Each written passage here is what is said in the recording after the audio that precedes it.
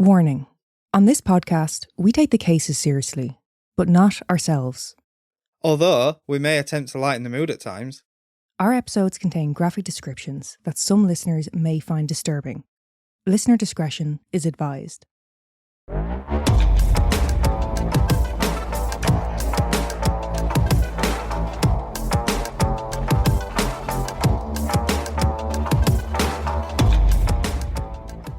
You big dirty slag. Beg your pardon? No, right. I'll tell you what my issue is.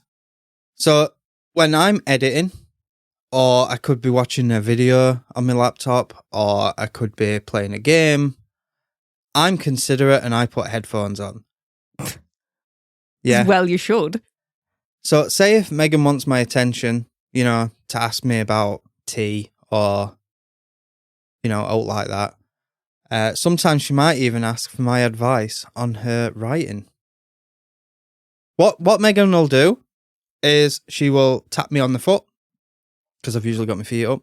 She'll tap me on the foot, so I'll stop what I'm doing, take the headphones off, and I'll go, yeah. And she'll ask what she needs to ask, or tell me whatever she needs to tell me. And then it's like, right, I can sense this is done. So I put my headphones back on.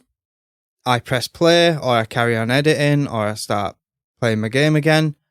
And then from a side angle, all I can see is her lent looking at me with her mouth moving. And I'm like, what is she doing? So I take the headphones off, and she's still going. She started something else. And then she'll wait. I don't know if it's a vicious little game you're doing or what, but every time I put the headphones back on, you start talking again. You do it over and over and over again. And I'm here to ask you, in front of everyone, why?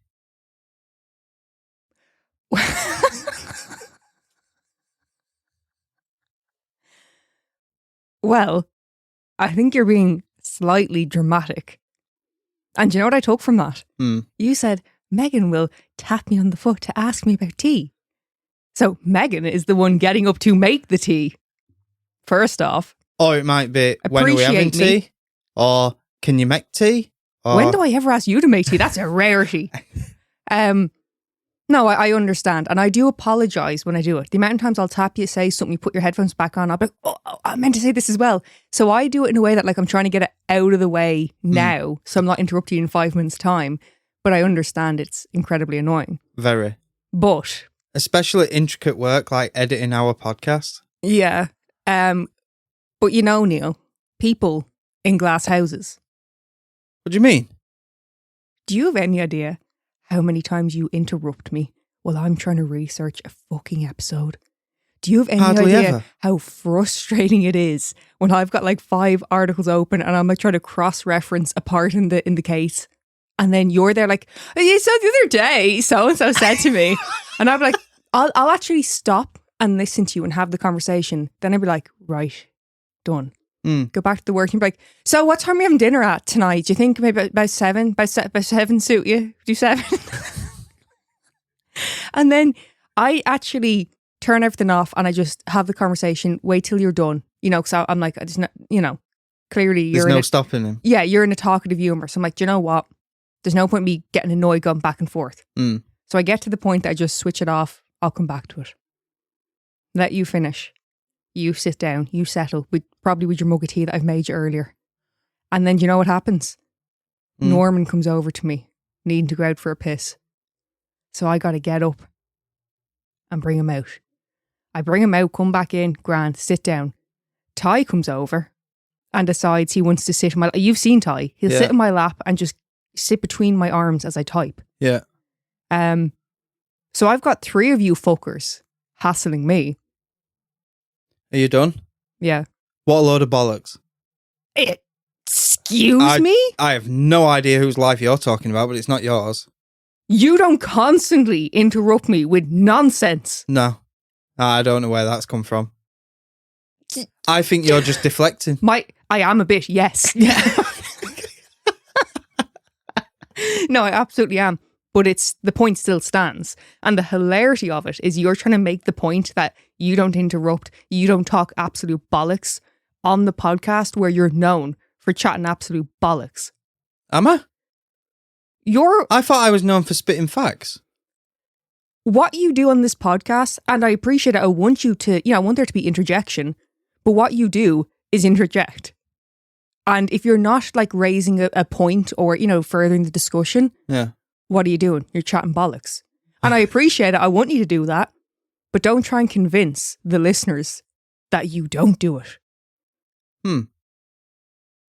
Okay, so we've got a shout out to do.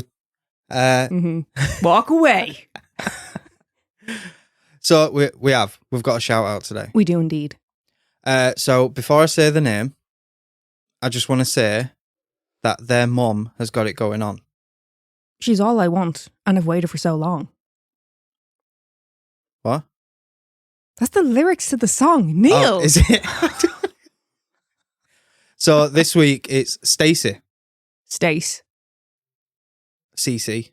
Stacey without an E. Yeah. What the fuck is all that about? No, I knew it was without an E straight away. Spell the name Stacey. Stacy. No, it's EY. No, it's not. Commonly known is EY. Commonly known. Not common as in what you're making out.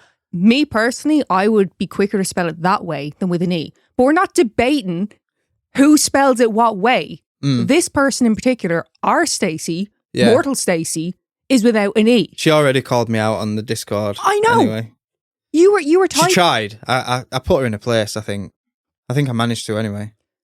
We have a board on our wall, right? Yeah, I told her that. Yeah, and we write down the shout out just so we have it there in front of us, make sure we don't forget for the episode. Yeah. And Neil wrote Stacey with an E. And I was like, Neil, it's without an E. And you're like, what? That's ridiculous. It's without an E.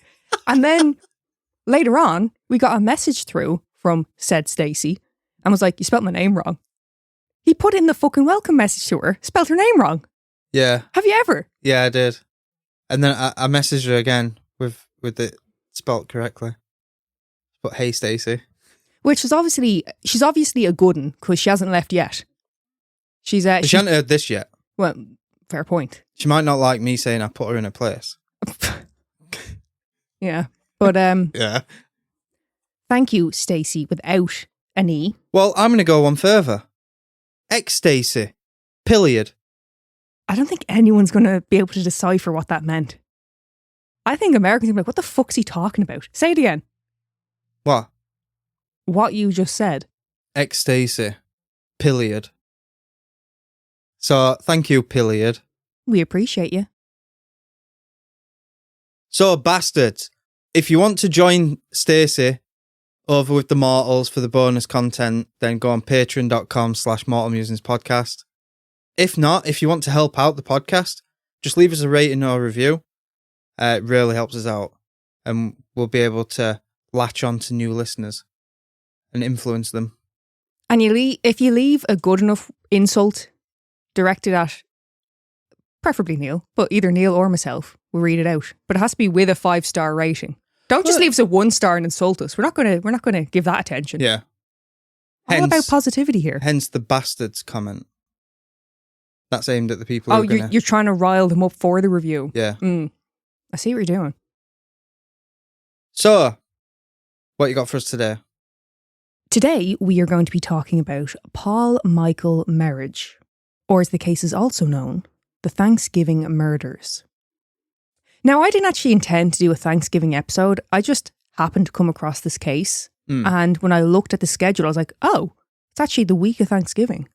So, that's planned. I swear it actually wasn't. Okay. I can't remember what I was looking up and this came up. But I was like, oh, maybe we could do a Thanksgiving one. And yeah, here we are. Oh. Unless I've got my weeks mixed up. I'm pretty sure this is the week of Thanksgiving. I do believe. Paul Michael Merhige had a history of mental health issues and was prone to violent outbursts. Over the years, he'd become reclusive and rarely attended family gatherings or visited relatives. Understandable. But his school years painted quite a different picture. He attended private school, Gulliver Prep. He was intelligent and excelled academically. He was a part of the French Honour Society and participated in football, baseball and soccer. You see I said soccer this time instead of football and American football? Yeah. You're welcome. Overall, Paul was well liked among his peers and seen as a fun person to be around. He was also incredibly driven and knew what he wanted to do with his life. According to a classmate, Paul had a plan. He was going to finish school and become a doctor. Quote, "It seemed like he just had everything going for him, while other people were still kind of fuddling around." Paul went on to the University of Miami, where he became an honours student. In his yearbook, he dedicated a message to his family, all 32 of them. This is just a page jogger then. Didn't you hate them bastards? It's like, you know, if you're doing like a get well soon card at work or something like that, and it's like, hey, if you just write a little message and they take half the fucking page. You fucking bastards, you've met them once. Only a couple of months ago, we signed a card for someone. I can't remember if it was because they were leaving or if it was their birthday or what. I never know what to write. No, I just wrote like, I can't remember, it's like, "We love you," whatever, and sign my name. So they knew the message was from me. I think they must have been leaving. Because why the hell would I write that for the birthday? I don't know what the hell it was. But either way, like, I was the second person to sign it, yeah? I was the first. You were. And I went right down to the bottom and wrote it small to make sure there was plenty of space for everyone else. Yeah. And then I seen some other people's messages, and it was basically like in Kevin and Perry, you know, the signature was like swirling over all the other slots. Yeah. I don't think I did. I can't remember what I put. You probably put some like "shag off, never want to see you again." Within his message to his family, Paul wrote, "I love you now and will forever." He also said, "Mom and Dad, thank you for all that you've given me." And a message to his sisters. "I've been so lucky to be blessed with having twin sisters and being your protective older brother." All appeared to be well in Paul's life, perfect as his mother described it, until Paul turned 19. This was when, according to his mother Carol, Paul suffered a nervous breakdown.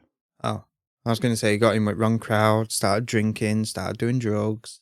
That would be a fair assumption going to college. Americans seem to go wild when they go to college. Well, they had gone wild, didn't they? We've already done that at the age of 13, 14 in a field. Yeah. You know? Yeah. By the time you get to that age, if you're like 21 over here and you're still acting the... Go on. Continue. If you're like 21 over here and you're still going out every fucking night getting pissed up, it's almost a bit kind of like, grow up. Yeah. You know what I mean? So for me, I'm not proud of this. So Are you proud of much? So I was 12 when I started, when I first had weed. Drinking, I don't know. Like you said, fucking any age. What wasn't when your mother went into labour with you? Wasn't she sat in a pub at the time? Yeah. So I got to do with it. Nothing. I was just checking that I had that right. What are you saying? Nothing. Okay. That's the way in the north of England, isn't it?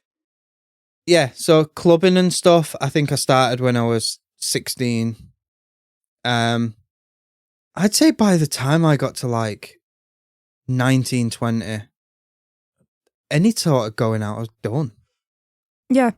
I mean, like, I've kind of noticed some younger people, they're still going out a lot.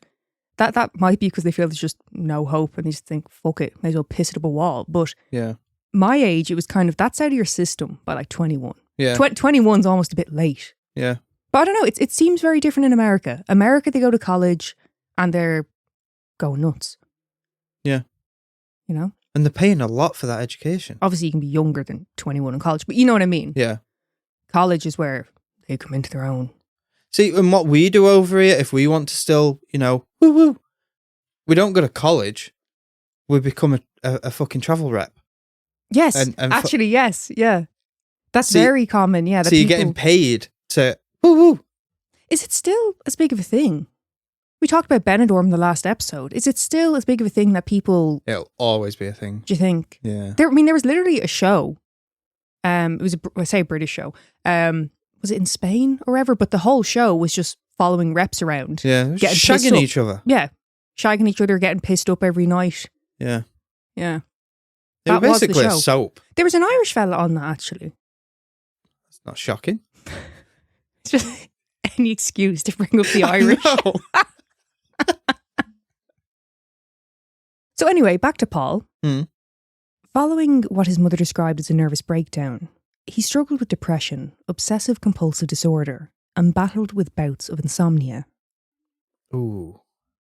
Also, the obsessive compulsive thing, I feel like a lot of people downplay that. And a lot of people they use it as kind of like a cutesy thing. Yes, like, oh, I'm so OCD. It's like, no, you're fucking not. That is serious and difficult for people to deal with. They struggle with that.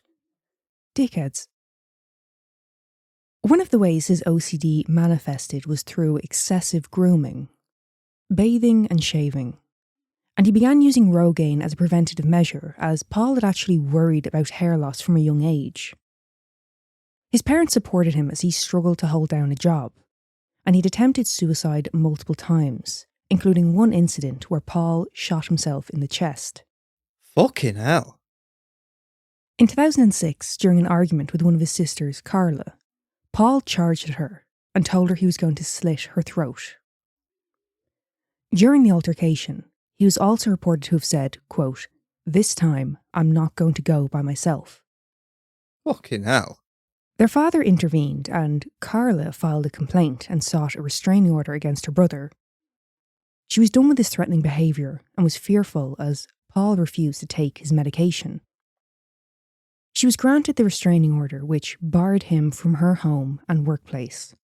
But 3 weeks later, she had the order lifted. On the 26th of November 2009, the Merhiges and their extended family gathered for Thanksgiving. 35-year-old Paul arrived an hour and a half late to the gathering, just in time for dinner, although Paul himself chose not to eat. He also didn't particularly socialise, which came as no surprise to his family. Thanksgiving was being held in the home of his cousin, Muriel Sitton, and her husband, Jim. The home was located in a gated community in Jupiter, a more well-to-do area of Florida. Pish posh. Pish posh indeed. The interior of the home was decorated with cards strung up, each with a different reason to be thankful. 16 people were in attendance, and shockingly, given that this was a family gathering, there was no squabbles or petty jabs made. Everyone seemed to be content and enjoying themselves.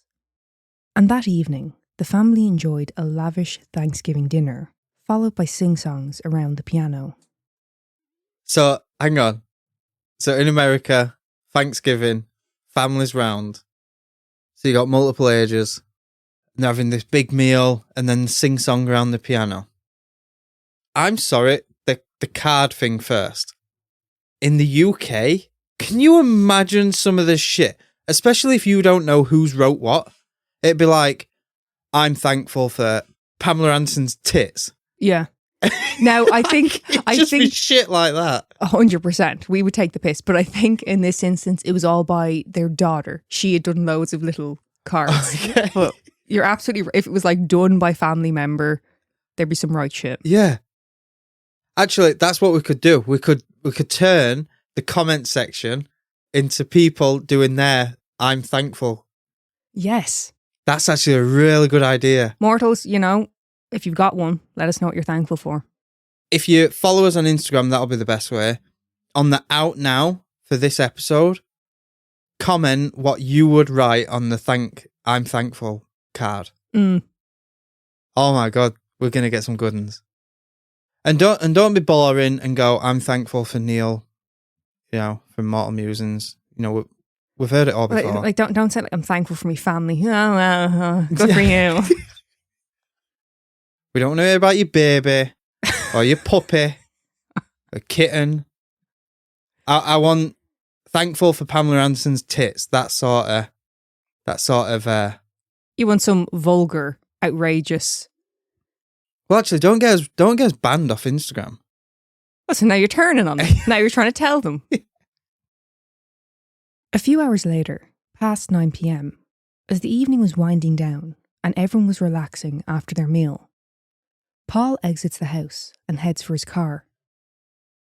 A neighbour who was out walking her dog at this time said that she saw Paul and noticed that he looked to be in a state of confusion. Like getting in like different seats. Couldn't work out what we were doing. What? Take it this was him getting in the car. Well, he was out his car. I don't know what exactly he was doing at the moment she saw him. Oh. Okay. Because the last you said is he went to his car. Mm-hmm. And then you said neighbour saw him and he was confused. Like trying to climb through the window to get in. Well, like, they sit in the back seat and go, why isn't the car moving? He was gone for about 20 minutes before re-entering the home, armed with a handgun. Paul makes his way to Muriel and Jim's 6-year-old daughter's room and shoots her as she's laid in her bed. Fucking hell. Next, Paul approaches his 76-year-old aunt, Raymond Joseph, and shoots her in the shoulder. As her husband rushes to stop the bleeding, Paul fires again, hitting her in the chest.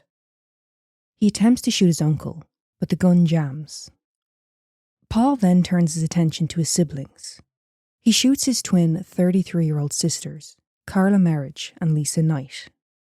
Lisa was also pregnant at the time.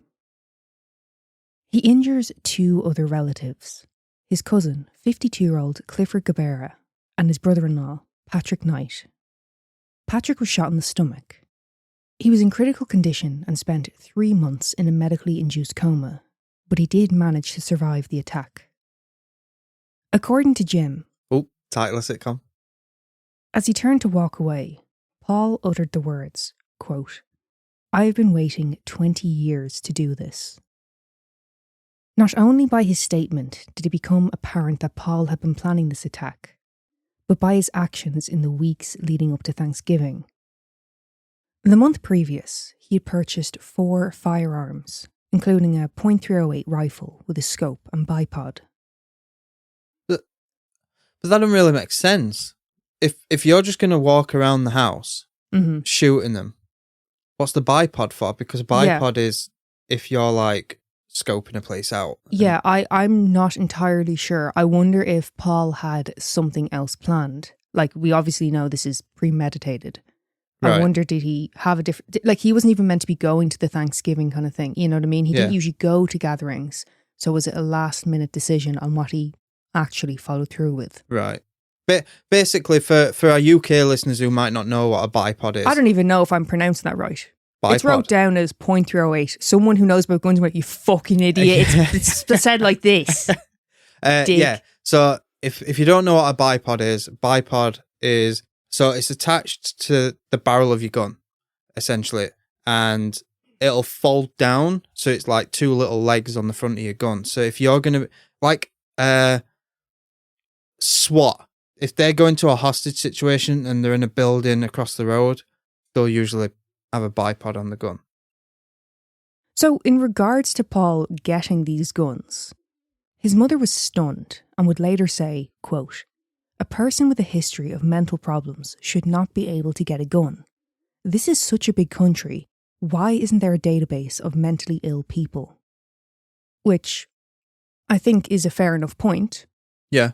But also, as far as I'm aware, now don't quote me, I believe there was guns in his parents' home. I believe his father owned guns. Right. And that's where Paul had previously gotten a gun. Right. So, although I agree with her point, if someone wants to get a gun, they're going to get a gun. Oh, yeah. Especially in America. Well, over here, it's a little bit more of a struggle, but yeah. In America... It's still doable over here. Yeah.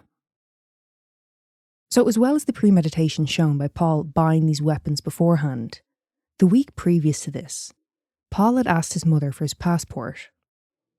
I also saw reported, but I'm not 100% sure on the quantity, that he had withdrawn a large amount in cash. Oh, so he was planning on fleeing immediately. I did see somewhere say 12,000, but I didn't see that reported a lot. Fucking hell. It also, I don't know if that's true, because he was relying on his parents. So unless they gave him their card, it's 12,000. It's a lot of money. Yeah, but then this day and age, that'd get you about a week in a hotel. Yeah. Now, the fact that Paul was attending Thanksgiving at all came as a shock to multiple family members. The Sittons hadn't invited Paul to dinner that year. His father had. The year previous, when other family members were hosting Thanksgiving, they had forbidden Paul from attending. What's like shunning him out, like? They didn't feel comfortable with him there. Right. Given his mental health, which I don't agree with shunning someone for that, but the fact that he wasn't seemingly making an effort to take care of it and care for himself, his family weren't really comfortable. That's what I was going to say. I don't think that'll have helped the situation by making him feel left out. No, and that's actually a point in this case later on. See, I understand him. Now, after Paul fled the scene, a manhunt ensued and a reward was offered for information given. Paul was also placed in the top 15 most wanted fugitives. It was said that he may be going under the alias of Paul Marriage, Carlo Ribisi, or Michael Mannis. And it was noted that he was last seen in a 2007 royal blue Toyota Camry with a spoiler, no window tint, with Florida plates. It wouldn't be until the 2nd of January 2010 that Paul was located and apprehended. Since the 2nd of December, Paul had been hiding out in room 14 of the Edgewater Lodge in the Florida Keys. With a kitchenette in his room and access to the internet, Paul rarely left his accommodation. His arrest came when the owners of the motel were watching an episode of America's Most Wanted and a photograph of Paul was broadcast. They may not have seen him very often during the stay, but they definitely recognised him from the picture and phoned the tip line. When police arrived at the motel, Paul surrendered without a fight. Now, the motel was actually another arrangement which Paul had set in place before the murders. He made sure to secure a hideout. On the 5th of January... Woohoo! It's my birthday. It is. It's a good day. On the 5th of January, just days following Paul's capture, Michaela's father Jim Sitton, as well as John Walsh, host of America's Most Wanted, called on the Palm Beach State Attorney to seek the death penalty. Too right. Well, I don't really know what's got to do with John Walsh, but okay. Okay. I agree, though. You think they should be seeking the death penalty? Yeah. That's going to come into it. There's a bit of kind of a debate here. Because of his mental health? Well, prosecutors were seeking the death penalty for Paul, but ultimately, he was offered a plea deal. This was something that Jim, Michaela's father, was disgusted by. He wanted Paul to die for his crimes. Yeah, what do they mean by plea deal? They know where the bodies are. They know he did it. They're not needing like an admission of guilt. They know he did it. So I don't understand the plea deal. There's different reasons for plea deals, you know? Well, I'll just give 2 really good ones, but they don't need that. Well, here's the thing. Jim has very strong feelings on this.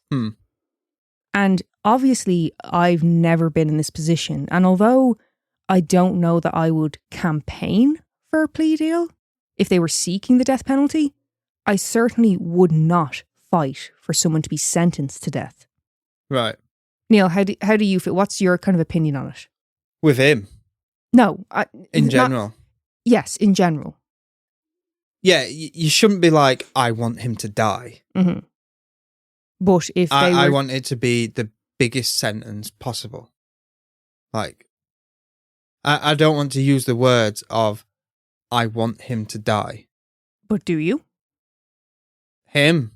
Well, I'm not saying specifically Paul. I'm asking more the general question, right? So, say someone killed me. Yeah. We live in Florida. Okay. Okay. So death penalty's on the table. So it could happen. Yeah. Someone murders me. Mm-hmm. If they were up for the death penalty, yeah, would you campaign against it because you don't agree with the death penalty or what have you? Or would you kind of be like, leave it there if they're going for that, whatever?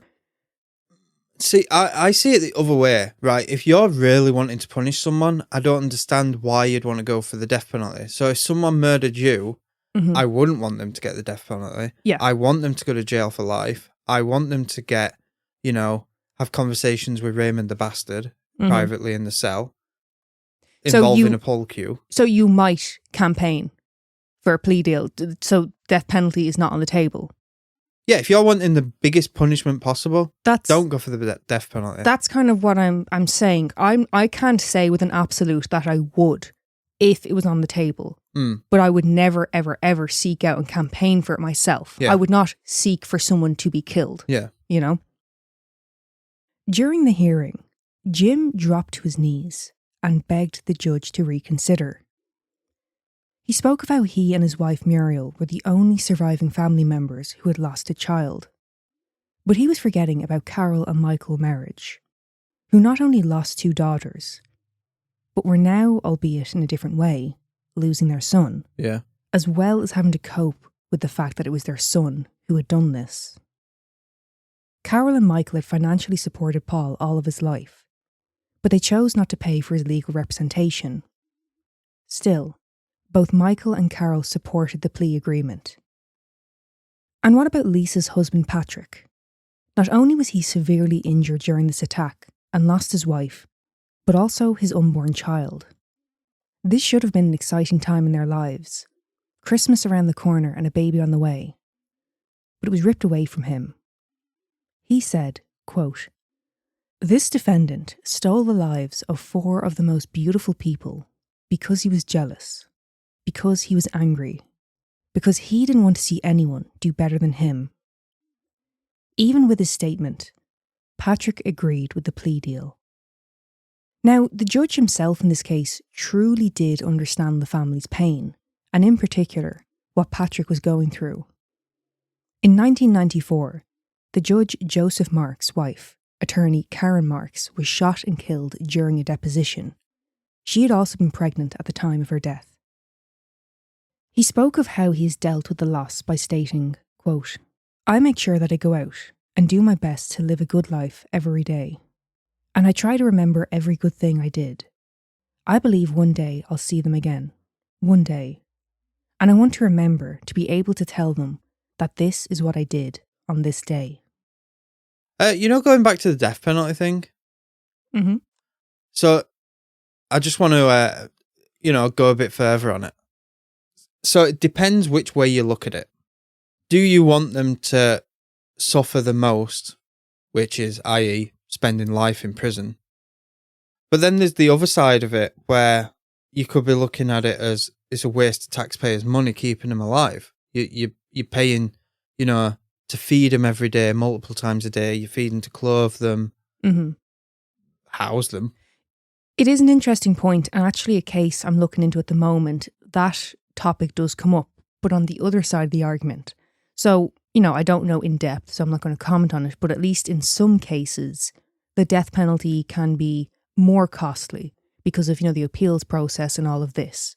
Right. There's quite a lot. And then obviously you're keeping people on death row and, it's a whole other operation in a sense. So I don't know for over here in the UK, but I definitely saw it. I don't think it was 60 days in, but it was an American prison, and they were going into the cost.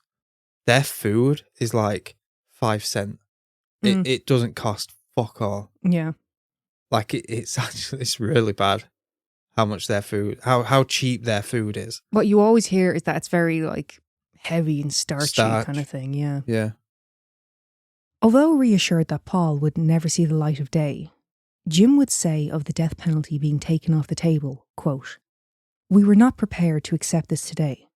This is a last-minute deal that's being ramrodded down our throats. I now have more faith in the prisoners and the fellow inmates of Stark to take justice than I do in the state attorney's office, because at least in prison, they know what to do with baby killers." Fair point. Do you think? I don't like the fact that he's just looking Jim for blood. Jim is just so angry. Yeah, he's just looking for blood, but you would be. Your whole family's been fucking killed. Of course. I understand why he's so angry, but at the time of the trial, Muriel, his wife, was actually pregnant again, 5 months along. And, obviously this level of rage and anguish, it's not going to be good for him. It's not going to be good for her. It's not going to be good for the baby. Yeah. I get why he's angry, but I just wish he could kind of... But he is bang on about the prisoners. They will do more justice. As soon as it involves a kid or someone who's defenseless, prisoners all fucking... But I don't think you should be campaigning for that. You know, that kind of like making these statements. No, I get what you're saying. Like it's a fact that you know people are going to be more sensitive around vulnerable people getting hurt or killed. But it's like he's almost pleading with them to hurt Paul, and I just don't fucking agree with that. You know, we were talking about the Ian Watkins case, and when I've been kind of asked my opinions on it, it's, you know, Ian Watkins is no loss to this fucking world, that's for sure. But just because I feel that way doesn't mean I'm going to put the people who murdered him up on a pedestal. Well, this is the thing as well. People were like, fair play to them two guys, you know, killing a paedophile. And it's like, no, they killed someone who owed them money. Well, also, I believe one of the men responsible was also a sex offender. Yeah. So, you know. Yeah. Not great. I don't know. It was just like, everyone was like, oh, that's why they killed him. No, he owed them money. Ian Watkins, like, he was known for just getting into shit in prison. And, you know. Yeah. Anyway, this episode isn't about Ian Watkins. It can be if you want. I could fucking talk about that prick all day. On the 27th of October, 2011, Paul pleaded guilty to all charges. 4 counts of first-degree murder and 3 counts of attempted first-degree murder. This avoided the need for trial. Had his case gone to trial, the defence strategy was to argue insanity and bring in experts on schizophrenia and obsessive-compulsive disorder. Christopher Slebogan, the director of the Criminal Justice Programme at Vanderbilt University Law School, said, quote, "Some people have described serious mental illness as a double-edged sword. It tends to show dangerousness in a typical juror's mind. So this meaning they may be more inclined to recommend the death penalty." So again, I know we talked about it a lot, but coming back round to it, when mental illness is a factor, me personally, death sentence is a very, very controversial topic. That's actually a really good point. You know, you're putting the prisoners at risk. What? So if you're going off on a different point, go on. No. So what? So if you wasn't to give him the death penalty and put him in jail, if he has a turn, it could be put in not just the prisoners, the prison officers. You know, it could put them in danger. So now you're arguing for the death penalty. I think so. See, I take his point of saying that, you know, it's edging jurors toward, like, if they generally think, oh, they're more dangerous, they're more unpredictable, that's kind of scary that it can sway them like that. That's not specifically the point. Yeah. You know what I mean? Because what I'm going off of is, we know prisoners cheek the pills and fucking sell it for something else. Yeah. So easily. For something like schizophrenia. Yeah. But I understand that's a whole nother issue, but you're absolutely fucking right. It is a big concern. Whether you're out in the world or you're in a correctional facility. Yeah. You know, ensuring someone's taking their medication, getting treatment is, you know. Yeah. But assuming someone is being treated, let's say best case scenario, if you have an illness that is treatment responsive, yeah, I don't see why that should edge you closer. Yeah. Do you know what I mean? I take his point. You know, people have that mentality of, oh, mental illness. Yeah. You know? The other point that always pops into my head is, you know, someone who's got schizophrenia, when they're on medication or when they're off medication, they sometimes don't remember stuff. Could you imagine having an episode because you haven't taken your medication, done something like this, and then now you're medicated because you're in prison and stuff, and you're in prison for life, and it's like, I don't remember doing it. Like, must be horrible. I mean, that's... Everyone's telling you did it. That is the point that I think, you know, people, you know, if you don't kind of feel that kind of compassion for someone, just remember how fucking terrifying it must be for that person in their mind. You know what I mean? Yeah. It's not excusing what a person's done, obviously, but it's just to bring it back round. Yeah. You know? But, like we said, with the death penalty no longer an option, Paul was sentenced to 7 consecutive life sentences without the possibility of parole. In 2011, lawsuits were filed against Paul's parents, Michael and Carol, claiming that they were negligent and had created a, quote, foreseeable zone of risk by inviting Paul to dinner. Now, these lawsuits were filed by the estates of Knight, Joseph and Sitton. In 2014, a 3-judge panel ruled that the parents were not liable for the actions of their adult son. Quote, family members with psychological or behavioural issues are a common occurrence in Florida and elsewhere. Families should be encouraged to include a troubled family member in their family circle. The result would be to foist those most in need of family interaction onto the governmental and charitable social service networks, thereby thrusting a family problem into the hands of society at large, where unhappy outcomes are all too common. Difficult and tragic cases such as this one should not set the standard for the entire universe of family interaction. I completely agree. You mentioned it earlier. Mm-hmm. You know, just because someone is going through some fucking poor health, you do not write them off and exclude them from your family. Now, I understand Paul was not seeking the proper treatment, taking his medication. Yeah. I'm not fucking downplaying why they felt the way they did. But again, the whole bigger picture of like cutting someone out, writing them off. Mm. I mean, if you can switch that to someone's physical health. Yeah. And fucking them off because they can't do X, Y, and Z for you now. Mm. How fucking heartless does that seem? Yeah. It's a good way of putting it, actually. But I mean, you brought it up earlier. Yeah. You're on the ball. When am I not? How do you feel about that in regards to them not being found liable? Do you agree? No. You think they should have been found liable? Yeah, I think so. Like, there's a reason why I'm not in this job. Yeah, I think they should have been liable. Mm-hmm. And you agree? No. You don't agree? No. Why? Like, as was stated, for the actions of their adult son. I do understand that the father invited him. Yeah. But you can't ever predict that someone is going to do that. But having said that, Paul did show some worrying behaviour. You know, the violent side of things. Yeah. So I do understand why they felt the way they did and they filed the lawsuits. Yeah, even when it's your son, you have a duty. You know, they could have been reporting before all this, they could have been reporting, you know, him spiralling. They knew he was spiralling. Do you not think? Well, this is specifically about, you know, them bringing him to the family dinner. That. He was on medication. He obviously had sought treatment. Yeah. But he wasn't taking his medication or he needed further treatment or, you know, whatever it may be. But specifically about them bringing him in, they didn't want him at this family gathering. I think it's kind of I think there's an argument for both sides, really. Yeah. But I think if it's just for this, then no.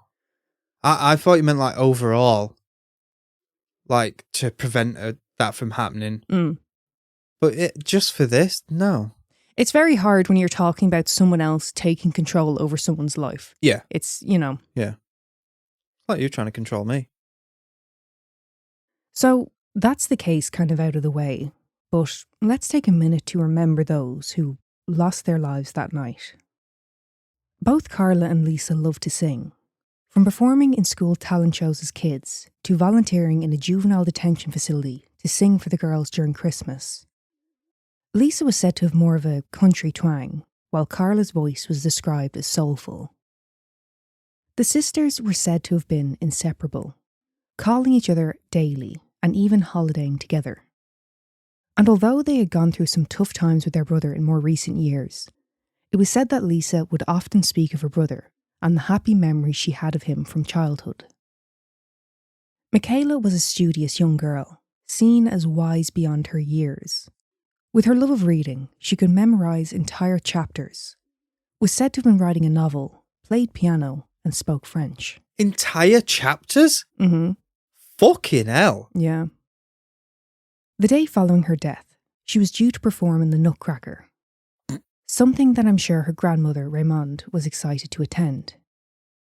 Raymond was an attentive grandparent who would make dresses for her grandchild and brought Michaela to her weekly ballet lessons. No matter the distance, she was there for her grandchildren.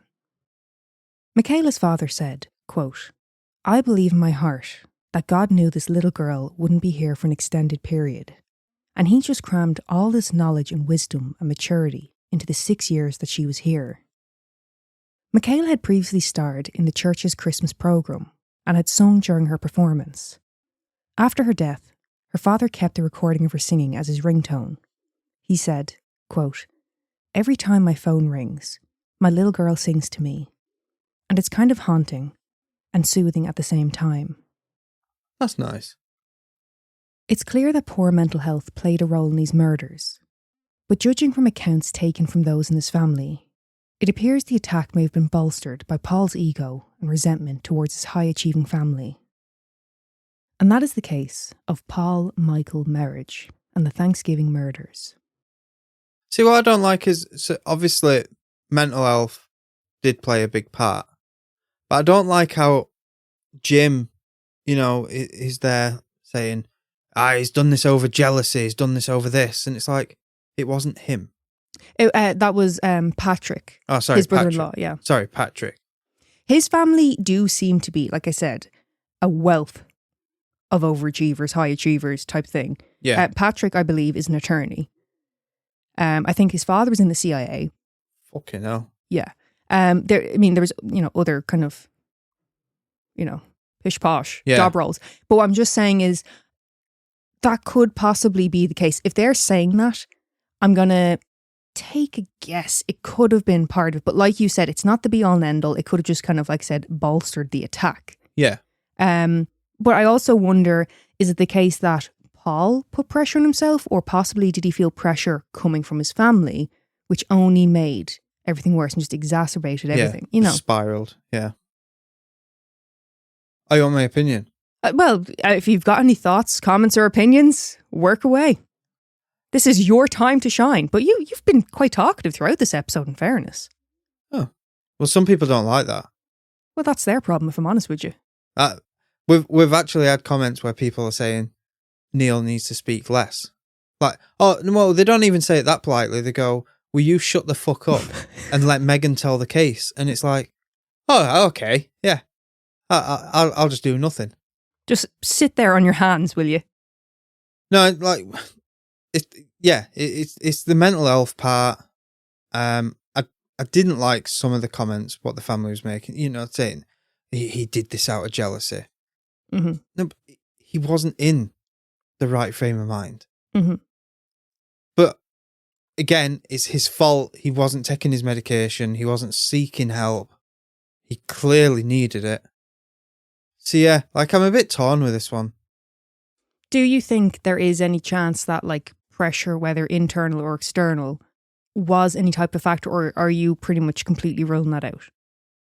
No, I think there were pressure on him. Because, Mm-hmm. like you said, high-achieving family, and he's not doing anything. Yeah, and the fact that he was on that way. And I know what it's like, to be out of a job, and you might go to a family gathering, and someone will go, are you still not working? Yeah, you're the shite hawk. Yeah. It's like, well, you're the fucking shite hawk bringing this up. Yeah. Who are you? So, oddity. The Black Flash. That's physically impossible. What do you mean? How can you flash black? I didn't say someone was flashing black. Was it like a superhero name? In October of 1939, two boys had the shite frightened out of them in Provincetown, Massachusetts, when they encountered the Black Flash. They said he rushed out of the alleyway towards them, shouting boo. They described the figure as 7 foot tall, although others have said closer to 8 foot. He was wearing a black cape and hood. They also said the figure had a mouth and spoke in a guttural manner. 8 foot? Mm-hmm. Yeah. What?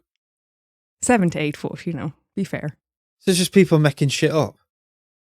I mean, There were sightings, but I think some people's Of what, a shadow? imaginations. I think some people's imaginations ran away with them a little bit. Yeah. You know, if someone's scared, if someone jumps out at you and you get scared, people tend to exaggerate a bit. So some said he was wearing a silver mask with long silver ears. Some have said they witnessed him jump great heights, possibly with the assistance of spring-heeled shoes.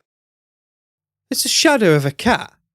No, there was someone going around, apparently, you know, not 8 scaring foot. people. Not 8 foot. No, not 8 foot, but you know. Now, there's multiple encounters that the residents of Provincetown had with the Black Flash. According to one article from around the time of this encounter, the Black Flash had been talked about in the area for the last 8 years. Most accounts came from children and were dismissed because, you know, fucking kids. Kids, yeah.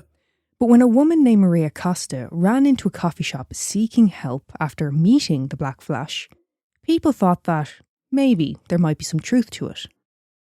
He was known for leaping from the darkness and scaring women and children. Quote, small children have run screaming to their mothers after the Black Flash leaped out at them from behind a tree, uttering throaty groans and gesturing crazily. I'm sorry, right, we've had so many of these now. Will people just leave the public alone? Will you just leave people alone? Yeah. I mean, this was the 30s. People were bored. They were trying to, you know, fucking find anything to do. But this is how people... like. They didn't have Netflix back then, Neil. Yeah, but this is how people get fucking hurt, or even worse, killed. Someone's reflex is to swing when they're startled. Yeah. They can't be held accountable for their actions. I know what you mean. Yeah. Leave people alone. Yeah. I tend to agree with you. So, would you like to know the police's stance on this? Okay. The police said that they would not officially recognise this entity's existence until they could define what the fuck or who the fuck it was. Okay. Understand. Well, as it was October, officers believe this was a premature Halloween hoax, most likely by a group of kids. And by the 9th of November, the chief of police said of the unnerving encounters, quote, as far as I'm concerned, the Black Flash is dead and gone. And of course he means this figuratively, not literally. And they hadn't killed someone like, pin on him! And group of kids, do they think this is little rascals and they're all sat on each other's shoulder with a fucking Mac on? Well, when 8 foot? When I say like kids, I mean, you know, like teenagers. So you could have one lanky bastard doing this. You know what I mean? Well, you need 2 sat on shoulders or something. No, but if you have... Think of somebody who plays fucking basketball and they're like fucking nearly 7 foot tall, and then if they're wearing like heeled shoes and they're jumping about, you're not going to get an accurate read. You're just going to know it's someone fucking... Yeah. You know? The hood. The whole bit. And, the whole... Yeah, actually, you know with the 8 foot thing, do you know what that is? Short ass kids what have spotted it and it's towering over them, so they're just like, oh, it was 8 foot. Yeah. And it could have been 5'5". Look, you can have the most level-headed adult. Yeah? Yeah. But if you get the shite scared, especially in a dark alley, you're like, it was fucking you! 600 pound fucking 10 foot! Exactly. Yeah. Now, although they said that the Black Flash was dead and gone, there were still alleged sightings in the area until 1945. Although police said they wouldn't officially recognise Flash's existence, police believe that the Black Flash was also responsible for a series of arson attacks and prowler incidents. Now that's a bit of a piss take, isn't it? You're just pinning extra shite onto him. Yeah. He's basically, you couldn't solve it, so it must be the Black Flash. That's what they did a lot back then. It was the style at the time. Yeah. They did later arrest someone else for the arson attack, so we can at least rule Flash out of that one. Really annoys me. Like, if you're a detective, detect.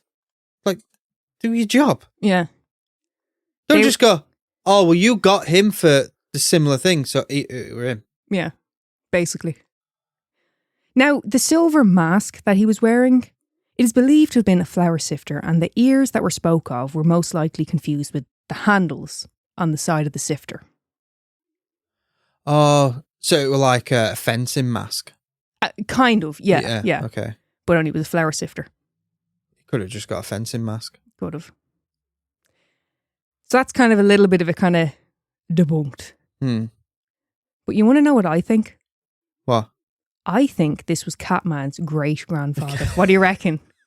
Now, some people said he made like buzzing noises. So what, Bugman? What are we gonna baptize him? What name do we christen him? Yeah, bug guy. Bugman. Bug guy. It's got to be man. That sounds more like a superhero type of thing. It's not exactly a fucking superhero. It's scaring people. Well, do you know he was also known as the Blot, but that's a bit shit, isn't it? Blot. Yeah. I don't Like know an ink blot. Yeah, I don't know where that came from. I don't really get that one. Because he's black. The Black Flash. That sounds good. That's like, oh, yeah. that's a headline. Yeah. The Blot. What? It's like the Blob. Yeah. What's that? That Who was is it. that? That was a good classic film there. It was. It is. Yeah, it still is. Still is, Neil. Fuck's sake. So, yeah, that's the Black Flash. Neil, thoughts? This goes out for anyone who thinks that it's a good idea to dress up in some stupid fucking gimp suit and jump out. If you jump out at me, I will leather the shit out of you. Well, to be fair, he wasn't in a gimp suit. He just got a cape and...